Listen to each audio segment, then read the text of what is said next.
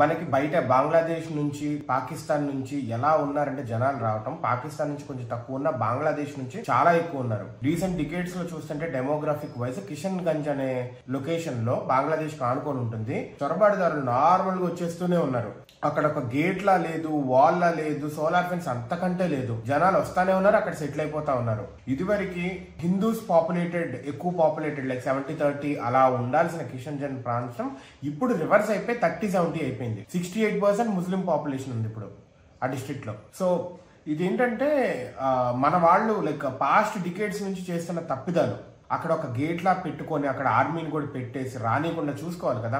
అక్కడ నుంచి వస్తారు, ఆ పాపులేషన్ ఏ గవర్నమెంట్ కి అయితే ఓటేస్తుందో ఆ గవర్నమెంట్ వాళ్ళు రాణిస్తారు. ఎందుకంటే వాళ్ళకి మైనారిటీస్ సపోర్ట్ ఉంటుంది కాబట్టి.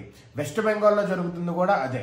ఎవ్రీ టైం ఆ 50% పాపులేషన్ ని మెయింటైన్ చేసుకుంటా, సపోర్ట్ ఇచ్చుకుంటా 60% ఉండేటట్టుగా ఈ మమతా చేస్తుంది. అందుకే గొడవలు ఇవన్నీ.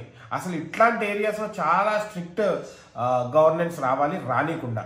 మరీ ఘోరంగా ఇంకా ఇండియాలో ఇలాగే పెరుగుతూ ఉంటే అకార్డింగ్ టు ద సెన్సస్ 2047-2050 కల్లా ఇండియా కూడా ఒక ఇస్లామిక్ కంట్రీ కింద అయిపోతుంది. అయిపోయే ఛాన్స్ చాలా ఉంది ఇప్పటికే.